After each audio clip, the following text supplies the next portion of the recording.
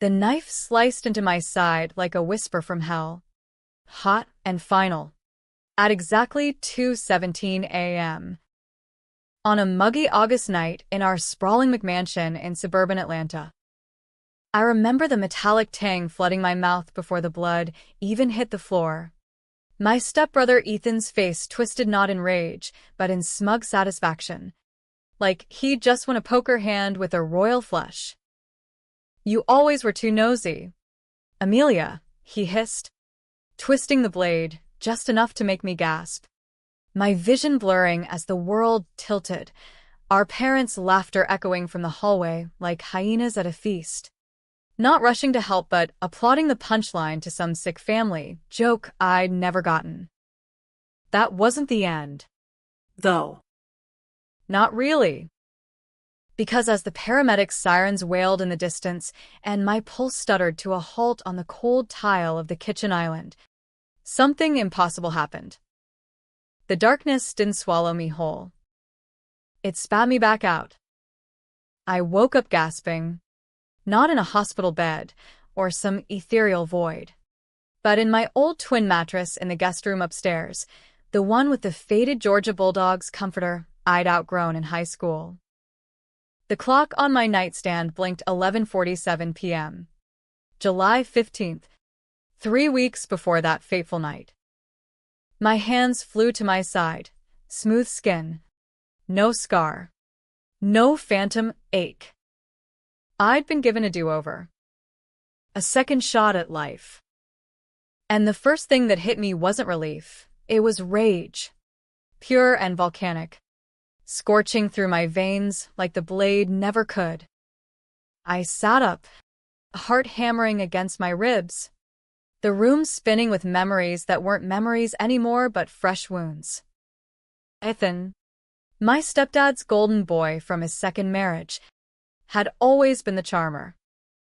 6 years older, with that all-American quarterback build and a smile that could sell used cars, or in his case, embezzle from our family's construction firm without anyone batting an eye. I'd caught him skimming funds last spring. Tiny at first. Fake invoices for non-existent subcontractors. Siphoning cash to fuel his coke habit and those underground poker games in Buckhead dive bars. I'd confronted him privately. Thinking blood, step blood, whatever, mattered. Family sticks together, I'd said, naive as hell. But Ethan didn't do loyalty. He did survival. And when I threatened to tell Dad, he waited until the house was quiet, slipped into the kitchen where I was nursing a midnight coffee after a brutal shift at the ER, and ended me. Quick. Clean. Except it wasn't clean. Mom and stepdad burst in seconds later. Not to save me, but to cover for him. She attacked him.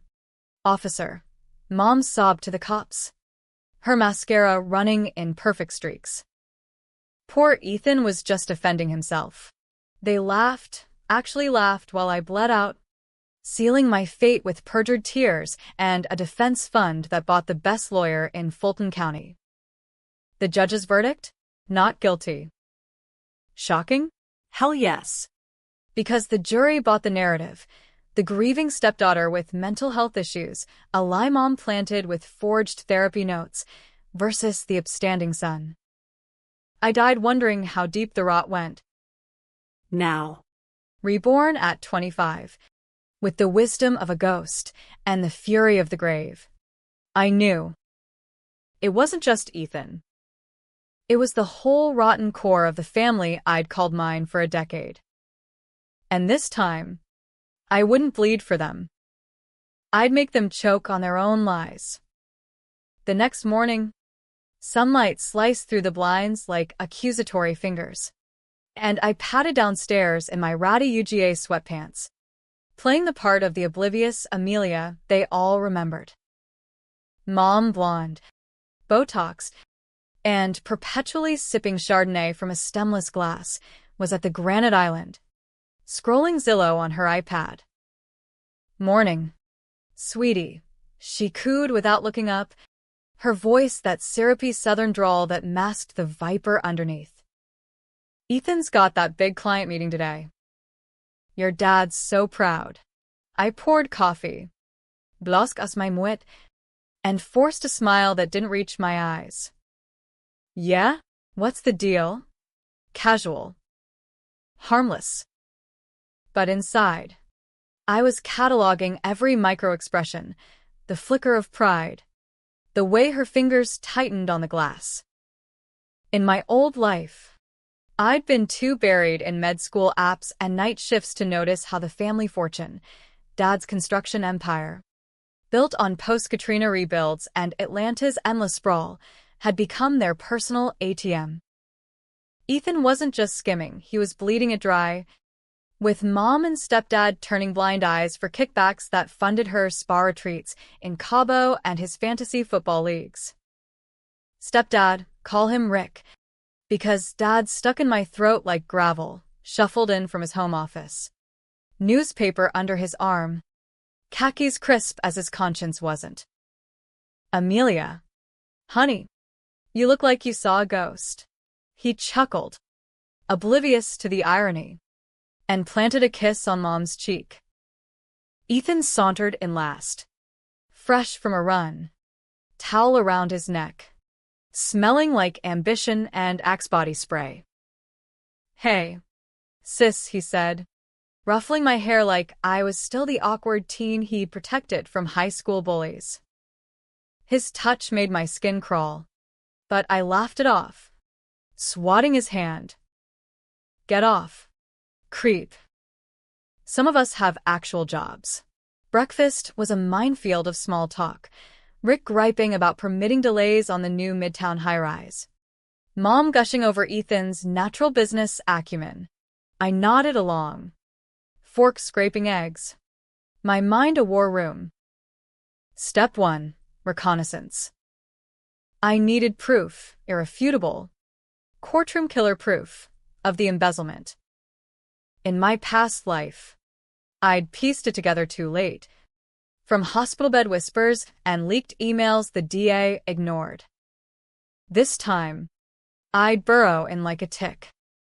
That afternoon, while they were out schmoozing clients at the country club, I slipped into Rick's office. The safe was laughably easy, combination his birthday, because of course it was. Inside, ledgers. Not the tidy QuickBooks kind, but handwritten notebooks crammed with codes. E-transfers, $50,000 to Cayman Shell, June 12th. R. Bonus, 20% cut. My hands shook as I photographed each page with my phone. The flash, a tiny rebellion in the dim room. There it was. The hidden secret. Not just theft, but a syndicate. Rick had been laundering money for years, not from legit builds, but kickbacks from shady developers cutting corners on seismic retrofits, bracing Atlanta's skyline against the quakes that never came but could. Ethan was the frontman, charming inspectors and inflating bids. Mom, the cleaner, forging docs and charming bankers. And me, I'd been the loose end. The ER nurse who overheard too much at a family barbecue, piecing together whispers about off-book jobs. By dusk, I had a digital vault of evidence stashed in a burner cloud account, encrypted tighter than Fort Knox. But revenge wasn't a data dump. It was personal, controversial, the kind that would make headlines and haunt ethics boards. I started small, anonymous tips to the IRS, routed through a VPN in Toronto. Watched from afar as audit letters piled up in the mailbox, Rick's face paling over his morning coffee. Must be a mix-up, he'd mutter, but the sweat on his brow said otherwise. Ethan noticed first.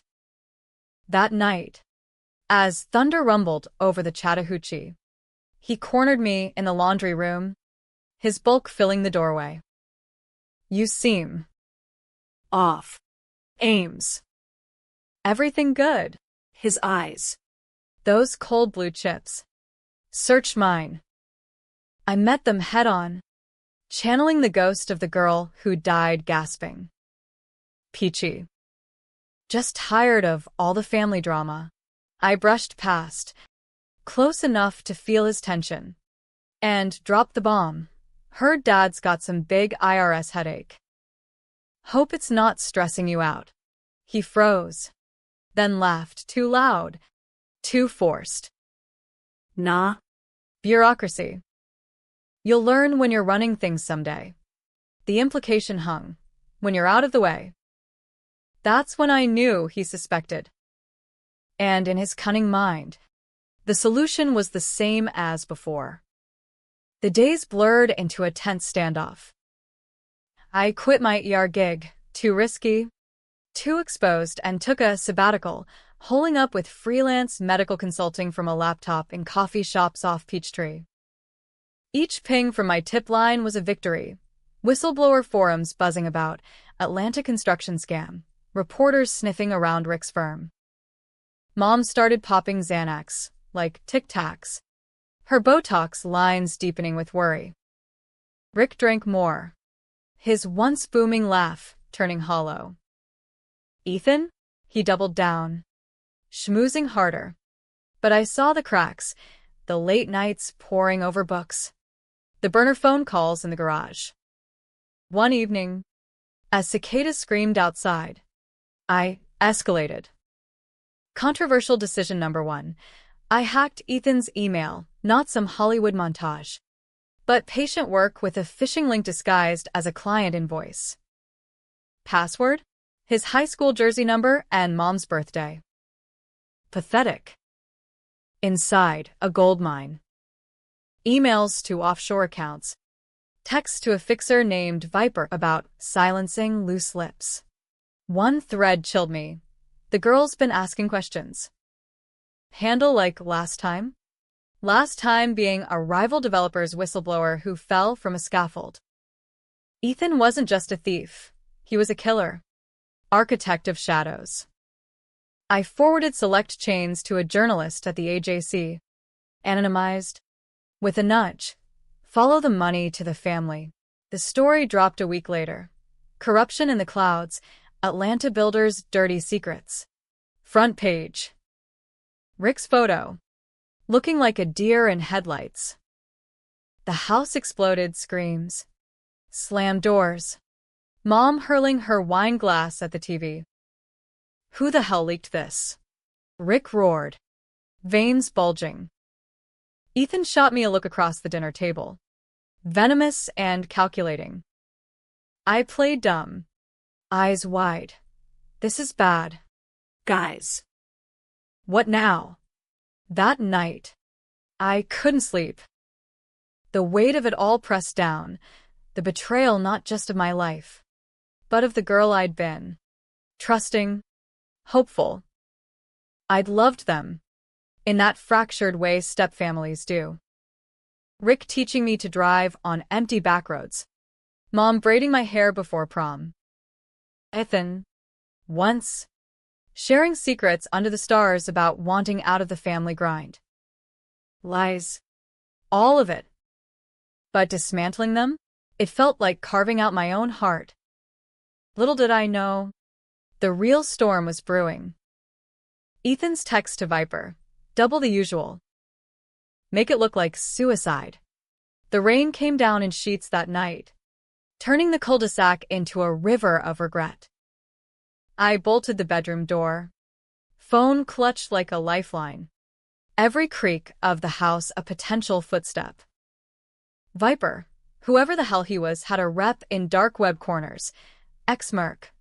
Now freelance problem solver for Atlanta's underbelly. In my old life, I'd never connected the dots until the trial, when a plea deal vanished him into witness protection. This time, I wasn't waiting. I dialed the one ally I had left for my past unraveling. Lena, my old college roommate, now a PI indicator with a nose for scum and a heart for the screwed over. Amelia? Jesus. It's been forever. You sound like shit, what's up? Her voice, gravelly from too many smokes and stakeouts, was a bomb. I spilled it all. The death. The rebirth, she laughed, then went quiet when I detailed the ledgers. The noose tightening. I need dirt on a guy called Viper. Connected to Ethan Hargrove. Fast. She whistled low. Rebirth? Girl. Lay off the edibles. But yeah. I got you. Meet at the Waffle House on Memorial in an hour. Bring cash. The neon glow of the diner cut through the downpour like a beacon. Lena slid into the booth across from me, her leather jacket dripping, a manila folder fat with promise. Viper's real name, Victor Ruiz. Ex-Delta. Dishonorably discharged for excessive force in Fallujah. Now he's the ghost in Atlanta's machine, hits for hire. No questions if the price is right. Your stepbro's been wiring him $10K pop for consulting. Got bank records. Burner logs. And this. She tapped a photo. Burly Latino guy in a trucker hat. Unloading crates at a warehouse near Hartsfield-Jackson. He's got a soft spot. Daughter in foster care after his wife OD'd. Leverage. If you're playing dirty. Playing dirty. That's what it had come to. Controversial decision number 2. Extortion. Not with fists or knives, but precision strikes that would unravel Ethan's empire from the inside. I paid Lena double, hugged her fierce, "Don't die on me again, weirdo," and drove home with the folder burning a hole in my passenger seat. The house was dark when I slipped in, but voices murmured from the den. Rick. Mom. And Ethan. Plotting in hushed tones. I pressed against the wall, breath shallow. Can't trace it back to us, Ethan was saying, his voice a low growl. The leak came from inside. It's her. I know it. Mom's whine. Amelia? She's harmless.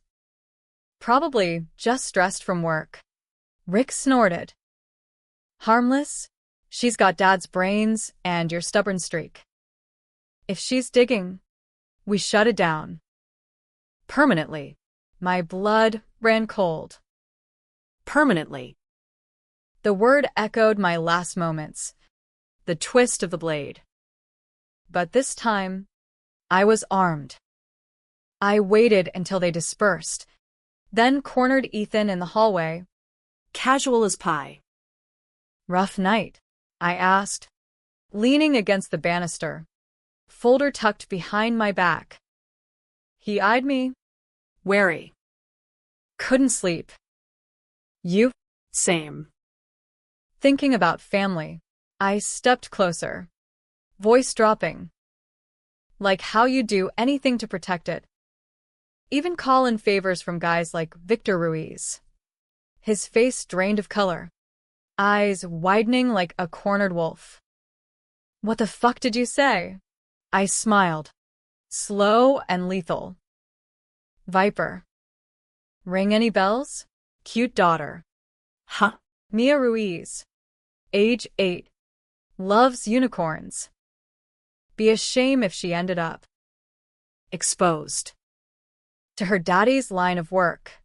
He lunged, hand clamping my wrist. But I twisted free self-defense classes from my ER days, paying off. Touch me again. And that folder goes to the feds. With receipts. Your choice. Brother dear. He backed off, breathing hard. The mask of the golden boy cracking. You don't know what you're messing with. Amelia. This isn't a game. Oh. It's a game, I whispered. And I'm rewriting the rules. The next week was a masterclass in psychological warfare. I fed leaks to Lena, who funneled them to online sleuths, Reddit threads exploding with "Is Hargrove Construction the next Wirecard?" Twitter storms tagging at FBI Atlanta. Rick's stock plummeted, clients bailing. Permits yanked. Mom spiraled, checking into a wellness retreat that smelled like rehab in disguise. Ethan? He unraveled quietly, shadows under his eyes, snapping at shadows. But he was cunning. All right. I found the first warning scrawled on my bathroom mirror in lipstick, Mom's shade. Blood red. Stop or join the ghosts. I didn't stop. I accelerated. Controversial Decision 3. The frame job. Using Ethan's own playbook, I planted digital breadcrumbs, forged emails from his account to Viper, discussing the sister problem. Timed it to drop during a sting Lena coordinated with a crooked but redeemable APD contact. The feds bit, raid on Viper's warehouse at dawn. Crates of unpermitted steel and a ledger linking straight to Ethan. He was arrested mid-morning. Cuffs clicking in the driveway as neighbors gawked from azalea bushes. Amelia, he snarled from the squad car. Rain streaking the window. This isn't over, but it was almost. Rick lawyered up. Mom vanished to her sisters in Savannah. And I played the shocked innocent, giving statements that painted me as the loyal daughter, just trying to save the family. The media ate it up. Whistleblower's stepdaughter exposes dynasty of deceit. Talk shows called. Offers for book deals trickled in. For a hot minute, it felt like justice, clean, American, with a side of viral redemption. Then the twist hit like a freight train. Lena called at midnight. Voice tight. Amelia? Run. It's bigger than we thought. Rick's not just laundering, he's in bed with the cartel. Viper was small fry. They know you tipped the scales. My stomach dropped. Cartel? The Sinaloa whispers I dismissed as conspiracy fodder in my old life? Rick's Cabo retreats weren't spas. They were handoffs. And me? I just kicked a hornet's nest wearing a bullseye. Sirens wailed in the distance. Not for me, but close enough. I grabbed the go bag I'd prepped. Cash. Fake ID, Lena's handiwork. The full evidence drive. The house felt like a tomb, ghosts of betrayal pressing in. As I slipped out the back door into the storm, headlights pierced the gloom, a black SUV idling at the curb. Viper? Or worse, I floored it in my beat-up Civic. Tires hydroplaning toward I-85, heart in my throat. This wasn't the endgame I'd scripted. Revenge had layers, onion skin deep, and peeling them back revealed not just family rot, but a web spanning borders. My phone buzzed, unknown number. You think you won, Puta? The judge was just the warm-up. The judge. In my dying haze, I'd heard snippets. Rick's fixer buying the verdict. The jury foreman with a sudden inheritance. It wasn't incompetence, it was corruption. Top to bottom. And now, with Ethan in lockup but the machine still grinding, I was the glitch they needed to erase. Decatur blurred past. Lena's safe house a beacon in the chaos. But as I merged onto the interstate, another call, Rick's voice. Oily and paternal. Amelia. Baby. come home. We can fix this. Family sticks together. I laughed. Bitter. Smashing the burner. Not anymore. The chase was on, tires screeching, rain lashing, my mind racing through contingencies. Viper's truck in my rear view, gaining. I swerved into the HOV lane, horns blaring, a prayer on my lips for the girl who died innocent. This Amelia? She was forged in fire. Controversial to her core. Extortionist. Hacker. Destroyer of worlds. But alive. And hungry for the kill shot. The safe house was a nondescript rancher on the fringes of Decatur. camouflaged by sagging chain link and overgrown privet. Lena met me at the door, shotgun in hand, eyes scanning the street like a hawk. Inside. Now, she barked, yanking me over the threshold. The living room smelled of stale takeout and gun oil, blinds drawn tight against the witching hour. They're closing in. Cartel's got ears everywhere. Rick's been their Atlanta mule since '08, funneling laundered cash through construction bids. Viper's just the muscle. I collapsed onto the sagging couch, adrenaline crashing like waves on Tybee. How deep? The judge. Judge Harlan? Bought and paid for. Foreman's cousin runs a shell corp tied to Sinaloa. Your old trial? Fixed from jump. They let Ethan walk 'cause he was useful, kept the pipeline flowing. Lena paced, lighting a Camel. But you? You're the wild card. Feds are circling now, thanks to the warehouse bust. But the big dogs want you gone before you connect the dots. Dots. They formed a noose, Rick's empire built on blood money. Mom's charity galas laundering donations from narco fronts. Ethan's hits tying off loose ends. My death. Collateral in a larger game.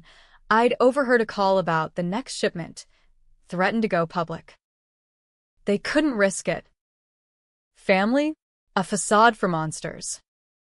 I pulled out the drive, plugging it into Lena's ancient desktop. Files cascaded. Wire transfers to Harlan's offshore slush fund. Photos of Mom at a Juarez villa with cartel lieutenants. Audio of Rick negotiating protection fees. This is it, I breathed. The motherlode. We leak it all, DOJ. Interpol. Every outlet from CNN to Univision. Lena nodded.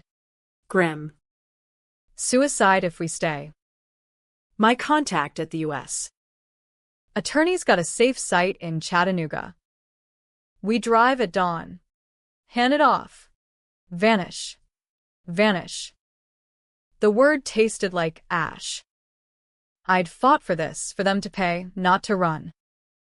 But controversial decisions had led here, the greater good versus the personal vendetta. Expose the web. Save lives. But lose the girl who craved their faces crumpling in court. I nodded. Dawn it is. Sleep evaded me. Ghosts whispering in the dark. Ethan's laugh as the knife sank home. Mom's tears at the inquest. Rehearsed perfection. Rick's pat on the back. Proud of you, kid. Lies layered thick as Georgia clay. By 4 a.m., I was up, brewing coffee black as sin, when tires crunched outside. Too soon. Lena peeked through the blinds. 2 sedans. Men in dark jackets spilling out. Viper's crew. Faces hard as flint. Go. Lena shoved me toward the back, grabbing her keys. Gunfire shattered the night. Windows exploding. Plaster raining. I dove behind the kitchen island, heart thundering, as Lena returned fire, her shotgun booming like Judgment Day. Garage now. We burst through the side door into the rain-slick alley, her truck roaring to life. Bullets pinged off the tailgate as we peeled out, fishtailing onto Lawrenceville Highway. Sirens wailed in the distance, blessing or curse. Viper's SUV loomed in the mirror, grill like a predator's maw. Hold on, Lena growled, slamming the gas. We hit 90, weaving through semis, the Chattahoochee a silver blur below. A curve ahead, the Pulaski Viaduct, skeletal iron over churning waters. Viper closed, ramming our bumper. Metal screamed, Lena fighting the wheel. Jump the median? I yelled, spotting an off-ramp to 285. Too risky. Another hit. Harder. The truck spun, tires shrieking, world inverting. We slammed the guardrail, horn blaring eternal. Lena floored it, but Viper anticipated, boxing us against the edge. Ram the bastard, I screamed, adrenaline a drug. She did. Head on, a symphony of crunching steel and shattering glass. Viper's SUV accordioned, flipping end over end into the river below with a splash that drowned the thunder. We skidded to a halt, steaming. Alive. Lena slumped, blood trickling from her temple. Call. The drop. I did, hands shaking, as choppers thrashed overhead. Feds. Finally. Paramedics swarmed. Lena whisked away stable. Me debriefed in a blur of questions and nods. The drive's files? Sealed. Disseminated by dawn. Headlines erupted. Cartel kingpin exposed. Atlanta mogul's empire crumbles. Rick arrested in his office. Sputtering denials. Mom extradited from a beachside cabana. Her face a mask of ruin on every screen. Ethan, already inside, flipped like a weather vane, testifying against them for a shot at leniency. His golden boy sheen tarnished forever. The judge's verdict came months later, in a federal courtroom that smelled of polished oak and reckoning.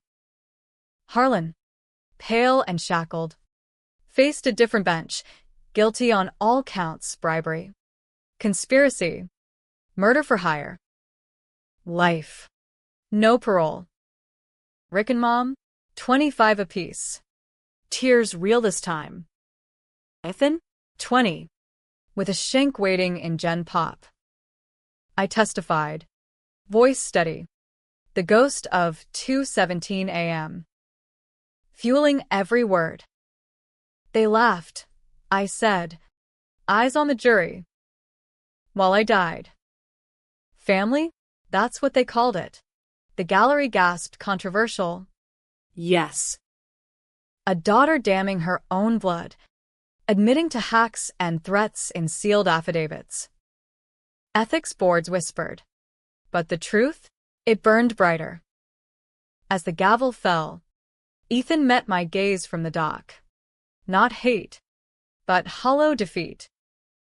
Why? He mouthed. I leaned forward, microphone live, because second chances aren't free. Outside.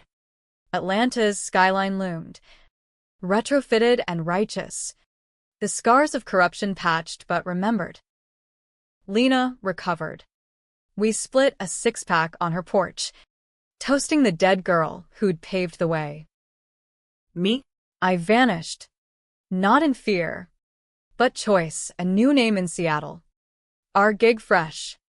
No ghosts in the rain. Happy ending? Tragic twist? Call it catharsis. I died betrayed, reborn furious, and in the end, I buried them all. Not with a blade, but with the sharpest weapon, truth, American as apple pie and due process. The rain stopped that night, stars piercing the clouds like promises kept. I breathed deep. Alive. Finally.